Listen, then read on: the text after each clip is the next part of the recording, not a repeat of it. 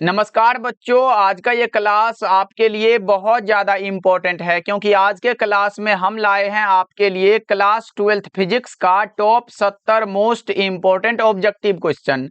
और बच्चों यहाँ से आपके बोर्ड एग्जाम में हर एक बार प्रश्न पूछे जाते हैं, तो इस क्लास को बिल्कुल ध्यान से देखिएगा और आज के क्लास में दिए जाने वाले सभी प्रश्नों को आप लोग अच्छे से याद भी करते हुए चलिएगा, क्योंकि बच्चा पार्टी यहाँ से हर एक बार प्रश्न देखने को मिलता है एग्जाम में, इसलिए ये क्लास आपके लिए बहुत ज्यादा इंपॉर्टेंट होगा। ओके जी, चलिए फिर क्लास को स्टार्ट करते हैं। पहला नंबर सवाल आपके सामने है, सभी प्रश्नों के आंसर को आप लगाते हुए चलोगे, लास्ट में बताना इस 70 ऑब्जेक्टिव में आप लोग सही कितना कर पाते हो। जिसमें कि पहला नंबर सवाल है कि आवेश के आयतन घनत्व का SI मात्रक क्या होता है। बच्चों आपने पढ़ा होगा कि एक होता है आवेश का रेखीय घनत्व जिसे हम लेमडा द्वारा दर्शाते हैं, लेमडा बराबर Q/L फॉर्मूला होता है। यहां से निकालते हो तो चार्ज का कूलम होगा, लंबाई का मीटर हो जाएगा, यानी कि कूलम प्रति मीटर भी इसे लिख सकते हो। एक होता है आवेश का पृष्ठ घनत्व जिसे आप सिग्मा द्वारा दर्शाते हो, सिग्मा बराबर क्या होता है Q/A होता है। यहां से निकालते हो तो चार्ज का कूलम एरिया का मीटर स्क्वायर हो जाएगा,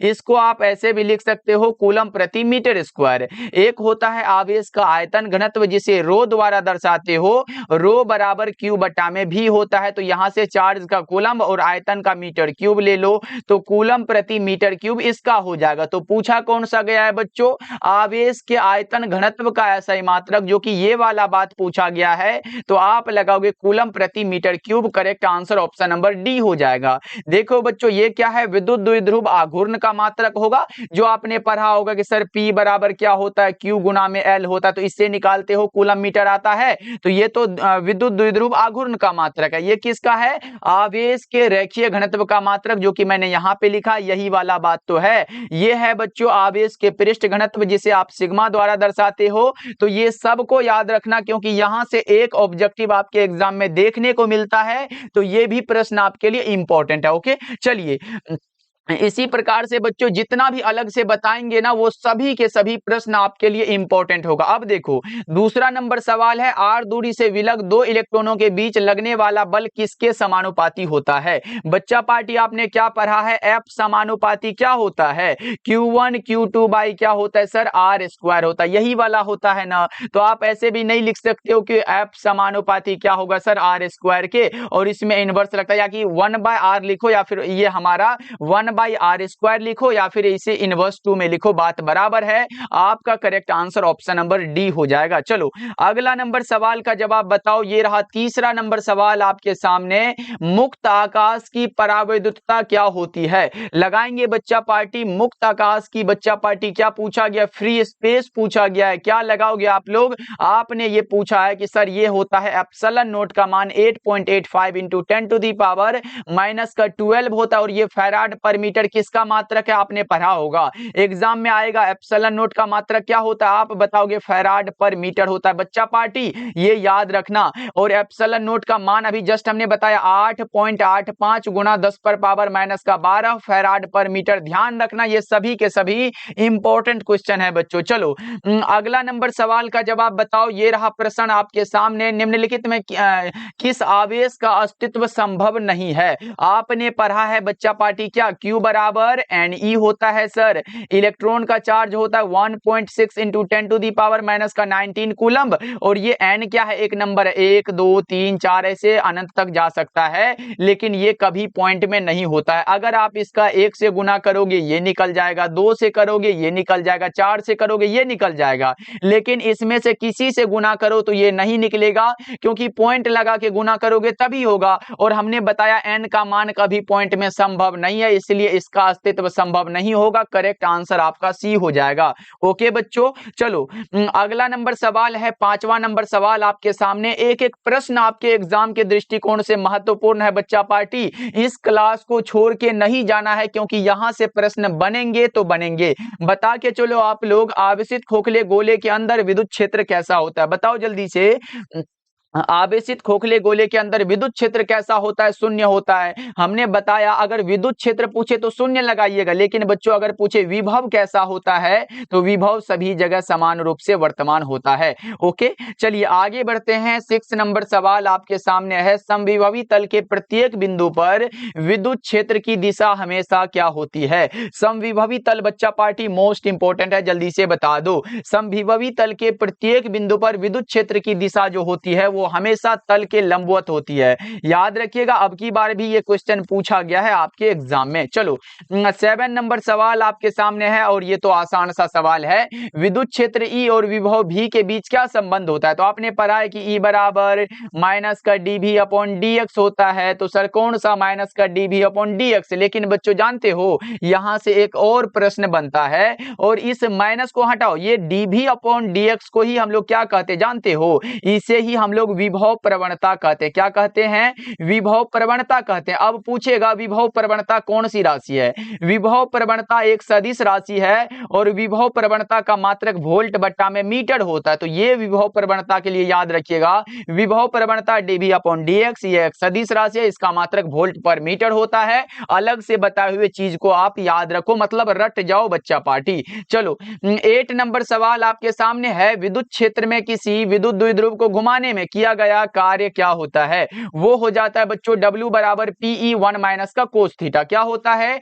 W बराबर PE1 माइनस का कोस थीटा। 8 नंबर सवाल का जवाब ऑप्शन ए हो जाएगा। ओके, चलिए अगला नंबर सवाल आपके सामने ये रहा, यदि किसी खोखले गोलीय चालक को धनावेशित किया जाए तो उसके भीतर का विभव क्या होगा? वो धनात्मक और समरूप होता है। क्या बच्चों? धनात्मक और समरूप। करेक्ट आंसर आपका बी हो जाएगा। चलो 10 नंबर सवाल का जवाब बता दो, बेंजीन का पराविद्युत स्थिरांक कितना होता है? बड़ा आसान सा सवाल है जी। एक बार पूछा था पानी का कितना होता है, उसके बाद आ सकता है कि हवा का कितना होता है, निर्वात का कितना होता है, ये सब बताना पड़ेगा। पानी का 80 होता है, हवा का 1.00059 होता है, निर्वात का 1 होता है और बेंजीन का 2.3 होता है। करेक्ट आंसर आपका ऑप्शन नंबर ए हो जाएगा। ध्यान रखिएगा बच्चों, जानते हो एक होता है पराविद्युत सामर्थ्य जो कि इंपॉर्टेंट है, यहां पे मुझे लिखना इसीलिए पड़ेगा क्योंकि यहां से भी प्रश्न बनता है।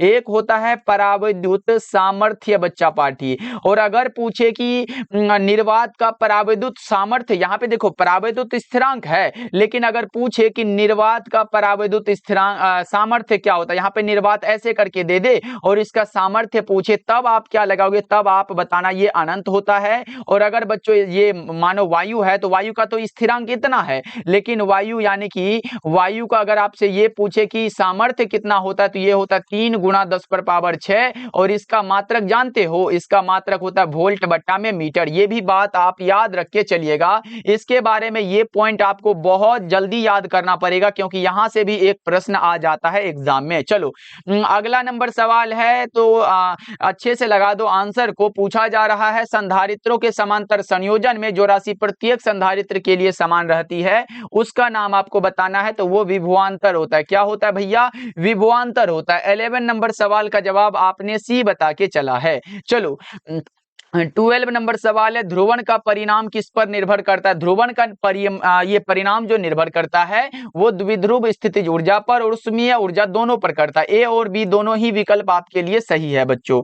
चलो अगला नंबर सवाल का जवाब बताओ, शुष्क वायु का सामान्य दाब पर पराविद्युत सामर्थ्य क्या होगा? अब बता दो बच्चा पार्टियों, क्योंकि हमने ऊपर आपको बता चुका है। यहाँ पे वायु का क्या पूछा है? पराविद्युत सामर्थ्य हमने क्या लिखा था? 3 गुणा 10 पर पावर 6 होता है ना बच्चा पार्टी। बताओ हमने लिखा था कि नहीं लिखा था? क्योंकि ये प्रश्न बना हुआ है और पराविद्युत सामर्थ्य का मात्रक वोल्ट मीटर इनवर्स ये भी हमने आपको बताया, तो ये भैया भूलना नहीं है। चलो अगला नंबर सवाल का जवाब बताओ। 14 नंबर सवाल है, वैद्युत द्विध्रुव आघूर्ण एक वेक्टर यानी कि सदिश होता है। यहां से एक प्रश्न बन गया आपका कि वैद्युत द्विध्रुव आघूर्ण एक सदिश राशि है, रट लिए, और जिसकी दिशा क्या होगी ये बता दो। इसकी दिशा दिशा जो होती है ना भैया वो ऋण से धन की ओर होती है। क्या होती है? ऋण आवेश से धन आवेश की ओर होती है। अब देखो वैद्युत द्विध्रुव आघूर्ण के लिए मैं यहाँ पे मात्रक बता देना चाहूंगा, P बराबर Q गुना में L होता है।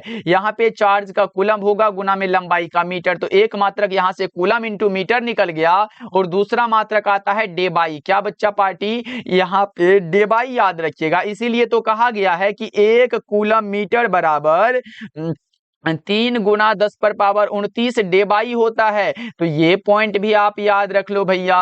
देखो हमने इसका मात्रक बताया, दूसरा मात्रक डेबाई बता के चला और 1 कूलम मीटर बराबर 3 गुना 10 पर पावर 29 डेबाई होता है। ये बात आप याद रख के चलिएगा। ओके चलिए अगला नंबर सवाल है कि ऐसे पदार्थ जिनकी प्रतिरोधकता बहुत कम होती है उसे क्या कहते हैं? जिनकी प्रतिरोधकता बहुत कम है उसे चालक कहेंगे बच्चा पार्टी, कहेंगे ना जी। Correct answer option number A हो जाएगा। अगर जिसकी बहुत अधिक है उसे अचालक कहेंगे और जिसकी चालक और अचालक के बीच है उसे अर्धचालक कहेंगे। तो क्या है याद रखिएगा, ये सभी इंपॉर्टेंट है। चलो अगला नंबर सवाल आपके सामने है कि किरचॉफ के प्रथम नियम का, यहां पे देखो प्रश्न क्या बनेगा, किरचॉफ के प्रथम नियम का सीधा संबंध आवेश संरक्षण से है। देखो एक ही प्रश्न में मैं कितना प्रश्न ऐड किया हूं, यहां पे याद रखना किरचॉफ का पहला नियम किससे, आवेश संरक्षण पर आधारित है, जबकि दूसरा नियम किससे संबंधित होगा, पहला आवेश से है तो दूसरा ऊर्जा से संरक्षित है। ऑप्शन ए करेक्ट हो जाएगा। अच्छा लेंज का नियम किस पर आधारित है, बताओ एक बार। लेंज का नियम आया है,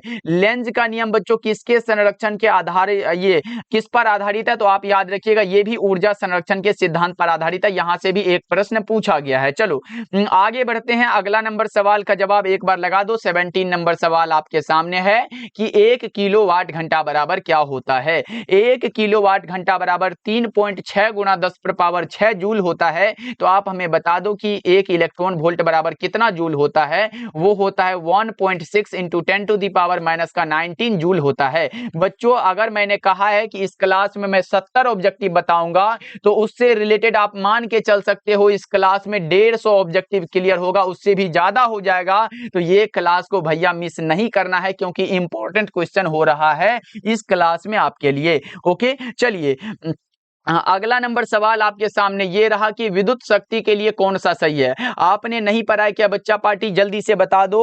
18 नंबर सवाल का जवाब, यहां से 3 प्रश्न मैं आपको अलग से भी बता दूंगा, पहले इसका बता दो। ये बता दो विद्युत शक्ति के लिए कौन सा सही है, तो ये होता है 1 वाट बराबर 1 जूल पर सेकंड होता है। और उसके बाद आता है 1 वोल्ट बराबर क्या होता है, 1 जूल पर कूलम होता है। उसके बाद बच्चा पार्टी 1 ओम बराबर क्या होता है, 1 वोल्ट पर एम्पियर होता है। याद रख के चलिएगा बच्चा पार्टी, ये सभी एग्जाम में आ सकता है। अच्छा एक ये पूछेगा 1 फैराड बराबर क्या होता है, 1 कूलम पर वोल्ट होता है। 1 एम्पियर बराबर क्या होता है बच्चा पार्टी, जल्दी से बता दो। 1 कूलम पर सेकंड होता है। लो भैया यहाँ पे 4 हमने लिख दिया और 5वां तो ये बना दिया। ये सभी से भी एक प्रश्न एग्जाम में आ जाता है, तो इसको भी आप एकदम ध्यान में रखोगे। ओके बच्चा पार्टी चलो अगला नंबर सवाल का जवाब बताओ। और ये पहले बता दो कि बच्चा पार्टी क्या आपने हमारे द्वारा तैयार फिजिक्स केमिस्ट्री और बायोलॉजी के इंपॉर्टेंट क्वेश्चन का नोट्स ले चुके हो, और जितने बच्चे नहीं लिए हो छूट गए हो बच्चा पार्टी जरूर पढ़िएगा, क्योंकि हमने बताया है कि फिजिक्स केमिस्ट्री और बायोलॉजी में हमारी ये गारंटी है कि एक भी क्वेश्चन नहीं छूटेगा, चाहे वो ऑब्जेक्टिव हो या फिर सब्जेक्टिव हो, क्योंकि हम आपको देंगे फिजिक्स केमिस्ट्री और बायोलॉजी में 50 से 60 सब्जेक्टिव क्वेश्चन। देखो अलग अलग होगा, फिजिक्स में भी 50 से 60 होगा, फिजिक्स में भी 50 से 60 सब्जेक्टिव क्वेश्चन और 200 ऑब्जेक्टिव क्वेश्चन। इसी प्रकार केमिस्ट्री में, इसी प्रकार बायोलॉजी में, और साथ में हिंदी का पीडीएफ बिल्कुल फ्री मिल जाएगा बच्चा पार्टी, ये हमारी गारंटी है। उस 50 से 60 सब्जेक्टिव क्वेश्चन से आपके एग्जाम में 100% लगेगा। फिजिक्स केमिस्ट्री और बायोलॉजी में 90+ नंबर की गारंटी, चाहे वो फिजिक्स हो, केमिस्ट्री हो, बायोलॉजी हो, ये तीनों सब्जेक्ट का जरूर पढ़िएगा। अगर आप इस प्रदीप भैया पे भरोसा करके पढ़ाई कर रहे हो बच्चा पार्टी, तो इतना और भरोसा कर लो, ये 199 कोई बड़ा चार्ज नहीं होगा जब आप 100% एग्जाम में प्रश्न देख के आओगे। ओके बच्चा पार्टी, तो जरूर पढ़िएगा इस नोट्स को, क्योंकि ये हर एक साल के बच्चों को दिया जाता है। अब आपकी बारी है इसे अच्छे से पढ़ने की। हर एक बार लड़ाते हैं, अब आपकी बारी है, अच्छे से याद करोगे और अपने सपने को पूरा करोगे बच्चा पार्टी। कॉल या मैसेज कर लीजिएगा 7070 82 16 85 नंबर पे और बोलिएगा सर हमें ये नोट्स लेना है, आपको मिल जाएगा। चाहे आप हिंदी मीडियम के हो या फिर इंग्लिश मीडियम के हो, ये दोनों मीडियम के लिए तैयार हो चुका है।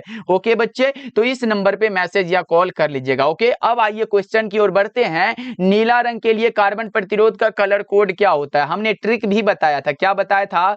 बीबी रोए जीबी, बीबी रोए जीबी। बच्चा पार्टी यहां से 0 1 2 3 4 5 और 6 हो जाएगा। किसके लिए पूछा गया? नीला रंग के लिए। ब्लू मतलब नीला होता है, इसका मतलब ये वाला है। अब बोलोगे सर ये मतलब भी तो ब्लू हो सकता है, ये मतलब भी तो हो सकता है, लेकिन बच्चों ये 1 नंबर वाला ब्लैक है। ये क्या है? 0 नंबर पे जो है ये ब्लैक है, ये ब्राउन है, ये रेड है, ये ऑरेंज है, ये येलो है, ये ग्रीन है और ये ब्लू है। तो ब्लू के लिए पूछा है तो आप लगाओगे ये 6 हो जाएगा। अच्छा 4 किसके लिए होता है? येलो के लिए होता है बच्चा पार्टी। ये ऑरेंज के लिए 3 होता है। 5 किसके लिए? ग्रीन के लिए होता है। तो इसको नहीं भूलिएगा क्योंकि यहां से भी ऑब्जेक्टिव बनता है एग्जाम में, इसीलिए तो हमने मेन टॉपिक को यहां पे उठा के लाया है। ओके, चलिए अगला नंबर सवाल आपके सामने ये रहा, बता के चलो।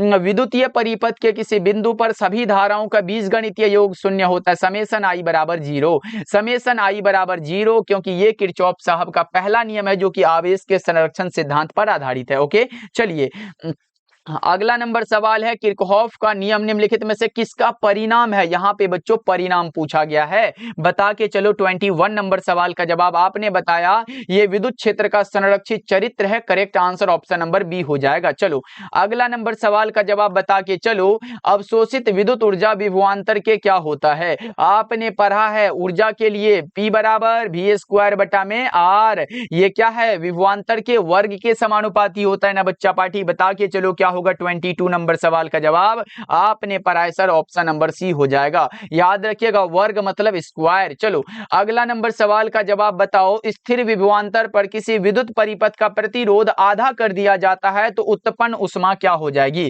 उत्पन्न ऊष्मा का मान बच्चों 2 गुना हो जाएगा। क्या हो जाएगा? 2 गुना होता है। आपने पढ़ा होगा H बराबर क्या होता है? V² बटा में R होता है, इंटू में क्या T हो जाता है। तो बच्चा पार्टी ये नहीं पढ़े हो क्या? बहुत इंपॉर्टेंट है, ध्यान रखिएगा आप लोग। चलो अगला नंबर सवाल का जवाब बताओ। निकाल के बताना पड़ेगा क्या यहाँ पे बच्चा पार्टी? फिर लिख सकते हो आप यहाँ पे H बराबर क्या लिखोगे? V² बटा में ये R बराबर V बटा में I होता है, ये आपने पढ़ा होगा। V बटा में I होता है, इंटू में आप T लगा दोगे। अब फिर से निकालोगे तो निकल जाएगा ना। ये हमारा 2V² है तो ये 2 हो जाएगा। उसके बाद हमारा बटा में R इंटू T हो जाएगा। तो मतलब क्या है? 2 गुना हो जाएगा ये। चलो आगे बढ़ते हैं। अगला नंबर सवाल आपके सामने है, एम्पियर घंटा किसका मात्रक होता है? आपने पढ़ा है I बराबर Q/T। I के ये Q निकालोगे तो Q बराबर क्या होगा? I इंटू में T हो जाएगा।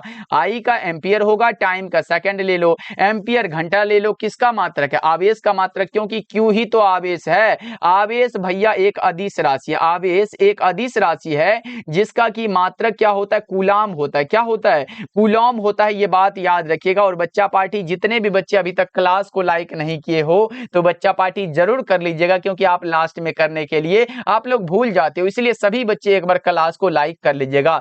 जितने बच्चे लाइक कर लिए हो बहुत बहुत धन्यवाद बच्चा पार्टी। इसी प्रकार से आप अपने इस विद्या आनंद चैनल को अपना प्यार जरूर दीजिएगा। देखो विद्युत परिपथ की शक्ति क्या होती है? यहां से भी प्रश्न बना है। आपने पढ़ा है P बराबर V² बटा में R होता है। सल सिंपल सा तो क्वेश्चन है, V² बटा में R। सही जवाब बी हो जाएगा। क्या होगा? ऑप्शन बी हो जाएगा। कितना तो आसान सा सवाल है सर। चलो आगे बढ़ते हैं। अगला नंबर सवाल है 26 नंबर सवाल है, 5 टेस्ला वाला चुंबकीय क्षेत्र बराबर किसके होगा? किसके बराबर होगा? टेस्ला भैया वेबर प्रति मीटर स्क्वायर हो गया। 5 है तो बराबर में 5 हो जाएगा। सही जवाब ए हो जाएगा। टेस्ला क्या? चुंबकीय क्षेत्र का मात्रक वेबर बटा में मीटर स्क्वायर है, तो 5 टेस्ला है तो 5 वेबर पर मीटर स्क्वायर हो जाएगा। 26 का ए हो जाएगा जी। चलो अगला नंबर सवाल आपके सामने ये रहा कि एक समान वेग से चलायमान आवेश क्या उत्पन्न करता है?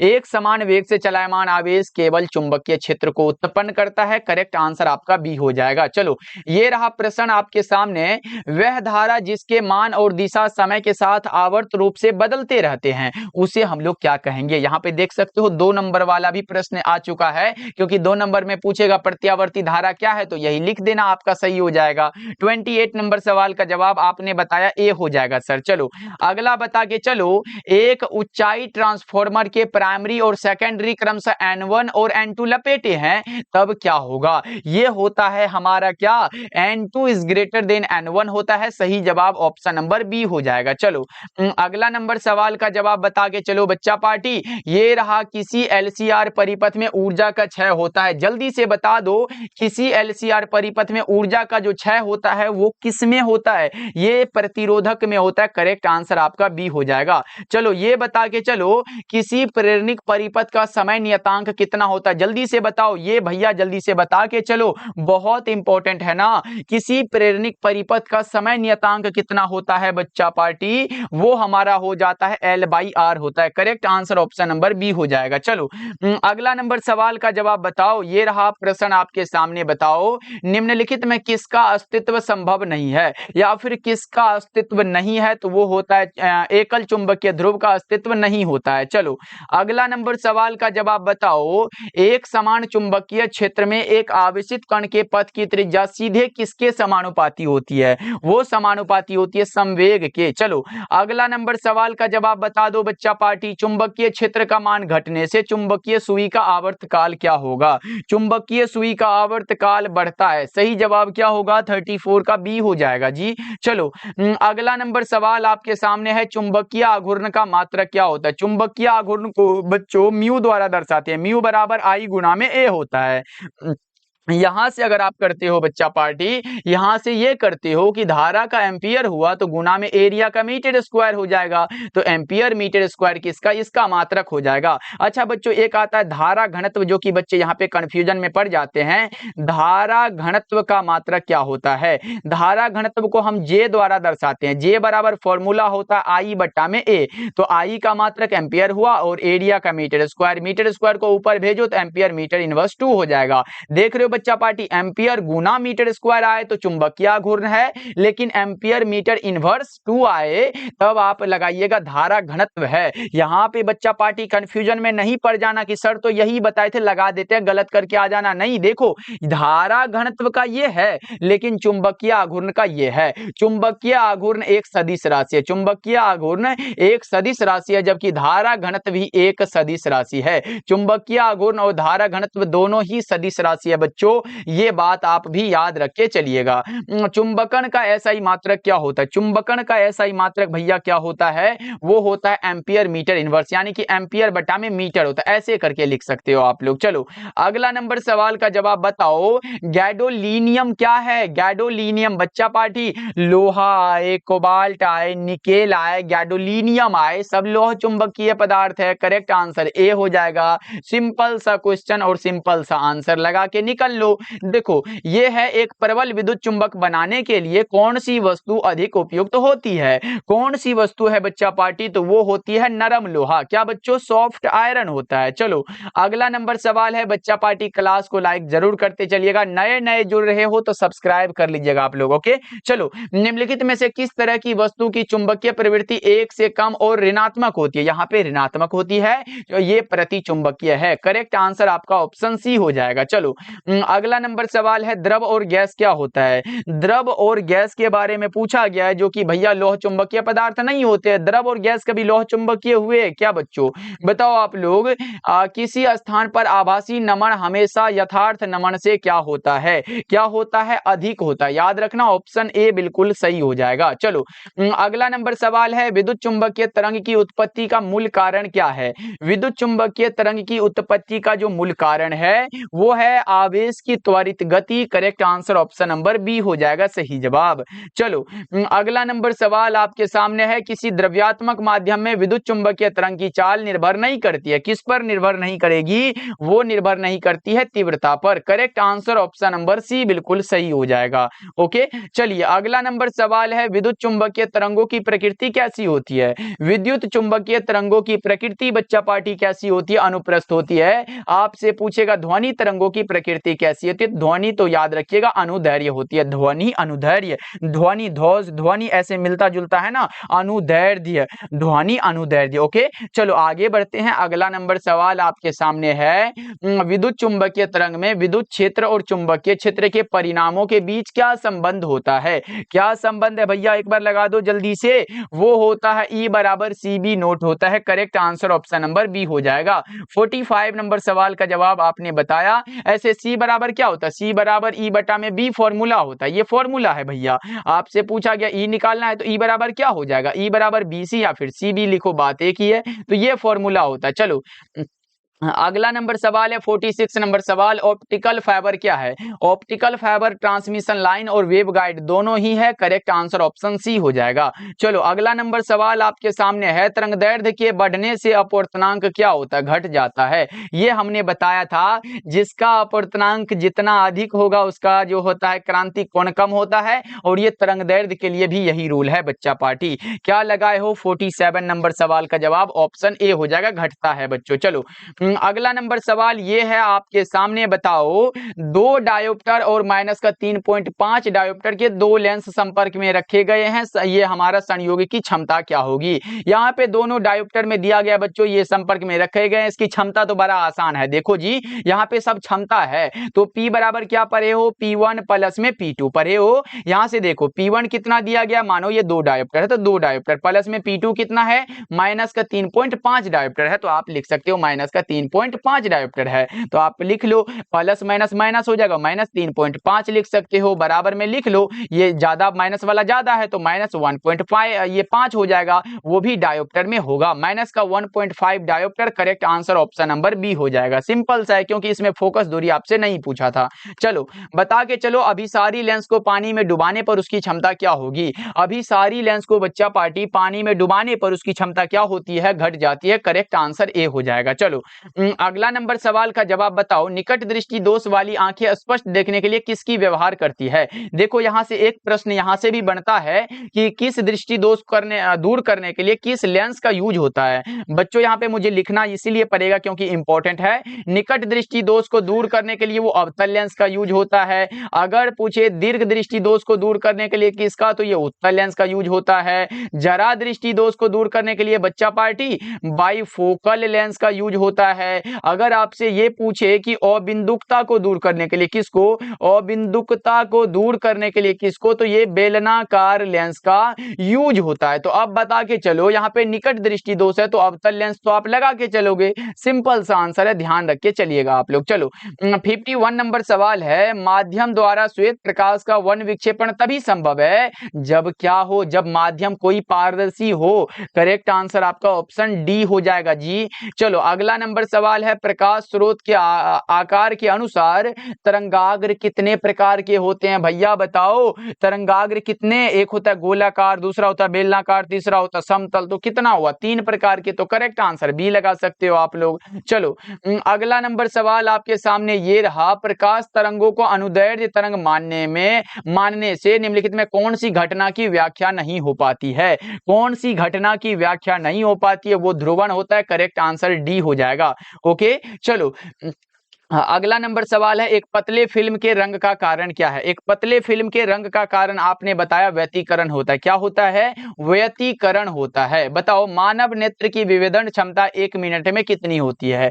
मानव नेत्र की विभेदन क्षमता बच्चा पार्टी मिनट में कितनी होती है? वो 1 होती है। अगर डिग्री में पूछे तो 1/60 डिग्री आप बताइएगा, ये बात बिल्कुल सही है। चलो अगला नंबर सवाल का जवाब बताओ, पोटेशियम का कार्यफलन कितना होता है? पोटेशियम का कार्यफलन आपको बताना है। पोटेशियम का कार्यफलन भैया क्या बता रहे हो? जल्दी से बता के चलो। 56 नंबर सवाल का जवाब क्या लगा रहे हैं बच्चा पार्टी? आपने बताया वो 2.30 इलेक्ट्रॉन वोल्ट होता है। चलो अगला नंबर सवाल का जवाब बताओ, क्योंकि कार्यफलन जो होता है वो इलेक्ट्रॉन वोल्ट में मापा जाता है। चलो ये बताओ, 1 मेगा इलेक्ट्रॉन वोल्ट बराबर क्या होता है? अच्छा हमने 1 इलेक्ट्रॉन वोल्ट बराबर ऊपर बताया था, कितना हुआ था? 1 इलेक्ट्रॉन वोल्ट बराबर 1.6 × 10⁻⁻⁹ जूल बता के चला था। आपसे पूछा पूछा है 1 मेगा इलेक्ट्रॉन वोल्ट बराबर क्या होगा। 1 मेगा इलेक्ट्रॉन वोल्ट बराबर हो जाता है 10 पर power 6 electron volt. Correct answer A हो जाएगा।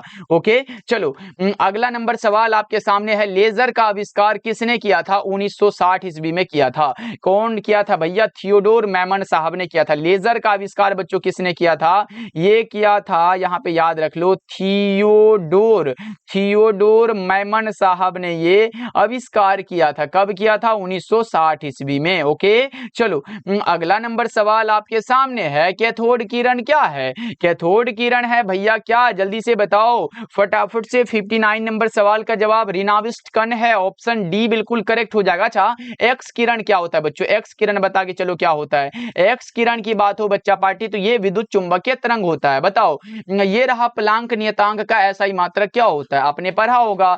फोटोन की ऊर्जा के लिए E बराबर एच न्यू, एच निकालना है तो एच बराबर E बटा में भी हो जाएगा। एनर्जी का जूल हुआ, आवृत्ति का सेकंड इनवर्स हुआ, जूल सेकंड होगा, ये ऊपर जाएगा तो माइनस हट जाएगा, सिर्फ जूल सेकंड बचा। करेक्ट आंसर ए हो जाएगा। इसका मान पूछा जाता है वो होता है 6 पॉइंट कितना होता है बच्चा पार्टी? जल्दी से ये बता दो। 6.626 गुणा में 10 पर पावर कितना होता है? 34 जूल सेकंड होता है। ओके इसका विमीय सूत्र वीमा क्या होता है बच्चा पार्टी? वीमा होता है ml2 t इनवर्स 2 होता है, t इनवर्स 1 होता है, ml2 t इनवर्स 1 होता है। ये बात भी आप याद रख के चलिएगा। ओके चलिए अगला नंबर सवाल आपके सामने है कि विकिरण के क्वांटम को क्या कहा जाता है? विकिरण ऊर्जा के क्वांटम को हम लोग क्या कहते हैं? एक बार जल्दी से बता के चलो। विकिरण ऊर्जा के क्वांटम को फोटोन कहते हैं। फोटोन का विराम द्रव्यमान कितना होता है बताओ? फोटोन का विराम द्रव्यमान 0 होता है। फोटोन आवेश रहित कण होता है। ओके चलो अगला नंबर सवाल है, रेडियो एक्टिविटी की घटना किससे जुड़ी हुई है? रेडियो एक्टिविटी की घटना बच्चा पार्टी किनसे जुड़ी हुई है? आपने बता के चला न्यूक्लियस के 6 से जुड़ी हुई है। ऑप्शन ए करेक्ट हो जाएगा। 63 नंबर सवाल है, सूर्य की ऊर्जा का कारण क्या है? नाभिकीय संलयन है। करेक्ट आंसर बी लगा दो, करेक्ट हो जाएगा। अगला बता के चलो, एन टाइप के अर्धचालक में बहुसंख्यक धारावाहक कौन होते हैं? एन टाइप में हमने पिछले क्लास में बताया था ये बहुसंख्यक और अल्पसंख्यक के बारे में। एन टाइप में बहुसंख्यक पूछा तो आप इलेक्ट्रॉन लगा दो, अगर एन टाइप में अल्पसंख्यक पूछता तो होल लगा देते, लेकिन पी टाइप में बहुसंख्यक पूछता तो होल लगाते, अगर अल्पसंख्यक पूछता तो इलेक्ट्रॉन लगाते। ये सब हमने बताया था। चलो अगला नंबर सवाल है, ताप बढ़ने के साथ अर्धचालक का प्रतिरोध क्या हो जाएगा? अर्धचालक का प्रतिरोध घट जाता है। इसमें करेक्ट आंसर ऑप्शन बी हो जाएगा। अगला बता के चलो 66 नंबर सवाल है, पूर्ण तरंग दिष्टकारी के रूप में जंक्शन डायोड का व्यवहार करने के लिए किसकी आवश्यकता होती है? किसकी बच्चा पार्टी आवश्यकता होगी? आपने बता के चला है कौन सा? 2 डायोड की। ऑप्शन नंबर बी करेक्ट हो जाएगा। लेकिन बच्चों अगर अर्ध दिष्टकारक होता तो 1 डायोड की आवश्यकता होती है, क्योंकि यहाँ पे पूर्ण तरंग दिष्टकारी है। चलो अगला नंबर सवाल आपके सामने है, एंड और नोट के मिलने से किस गेट का निर्माण होता है? देखो आपको हमने बताया था एंड प्लस में अगर नोट मिला, एंड प्लस में नोट मिला तो ये बनता है नैंड गेट। क्या बनता है? नैंड गेट बनता है। अगर में और प्लस में नोट मिला, और प्लस नोट बना तो ये बन जाता है नोर गेट। ये दोनों याद रखिएगा, एंड और नोट से नैंड बनेगा। अच्छा इसके लिए बुलियन व्यंजक क्या होता है? ए इंटू बी बराबर में वाई होता है। ये तो एंड का हो गया, लेकिन ऊपर में बार लगाओगे ये नैंड का बन जाएगा। ओके नोर के लिए क्या होता है? और के लिए पहले जानते हो ना, ए प्लस बी बराबर वाई होता है, तो ऊपर में ऐसे करके बार लगा दो तो ये नोर गेट का हो जाएगा। ओके चलो अगला नंबर सवाल का जवाब बता दो। ये रहा, टीवी प्रसारण के लिए जिस आवृत्ति पर इसका उपयोग होता है वो क्या होता है? 30 से लेके 300 मेगाहर्ट्ज होता है। 30 से 300 मेगाहर्ट्ज। करेक्ट आंसर सी हो जाएगा। ओके चलिए अगला नंबर सवाल आपके सामने ये रहा, बताओ प्रकाश तरंग का संचार किस पर आधारित है? प्रकाश तरंग का संचार भैया आधारित है आयन मंडल द्वारा परावर्तन पर। करेक्ट आंसर ए हो जाएगा। और आज के क्लास का लास्ट सवाल यह है कि दशमिक संख्या 25 का द्विआधारी क्या होगा? 25 का निकाल के बता देते हैं। 2 से लगाओगे 12 दूना 24 हुआ, शेष 1 बच गया। फिर 2 से लगाओ 2 छाके 12, शेष 0 बचा। फिर 2 तिहाई 6, शेष 0 बचा। फिर 2 एकम 2, शेष 1 बचा। नीचे से अब ऊपर लिख दो 1 1 0 0 1 1 1 0 0 1 और ये हो गया हमारा हमारा द्विआधारी के लिए 2 करेक्ट आंसर सी हो जाएगा। आप हमें कमेंट करके बता दो 15 का निकाल के आप सभी बच्चे कमेंट करिएगा। बच्चा पार्टी जरूर कमेंट करिएगा क्योंकि आपके कमेंट का हमें बहुत इंतजार होता है। जितने बच्चे हमारे से पढ़ते हो और आप कमेंट करते हो तो बहुत ही मजा आता है। ओके बच्चों, ये क्लास कैसा लगा कमेंट करिएगा। और हमने जो नोट्स बताया उसमें ऊपर में वो भैया एक रामबाण साबित होगा। जब आप एग्जाम देने जाओगे तो ये प्रदीप भैया का नोट्स जरूर याद आएगा, तो इसे जरूर पढ़ के जाइएगा। फिजिक्स, केमिस्ट्री और बायोलॉजी में ये हमारी गारंटी है बच्चों, इसके बाहर नहीं आएगा एग्जाम में, क्योंकि ये हर एक साल के बच्चों को देते हैं। ये हमारे एक्सपीरियंस बोलता है, इसलिए इसे जरूर पढ़ के जाइएगा। ओके बच्चा पार्टी, ये 199 हम जानते हैं आपके लिए बहुत बड़ा चार्ज है, लेकिन जब आप अच्छा नंबर लेके आओगे तो ये कॉल करके बोलोगे सर ये 199 कुछ नहीं था, क्योंकि आपके क्वेश्चन के आगे में। ओके बच्चों, मिलते हैं फिर अगले क्लास में। आप लोग अपना ध्यान रखिएगा और इस सारे प्रश्नों को जरूर याद करिएगा। और इसमें जितना भी अलग से मैंने बताया वो तो अपने आप में एक इंपॉर्टेंट है, उसे भी याद कर लीजिएगा बच्चों। मिलते हैं फिर अगले क्लास में।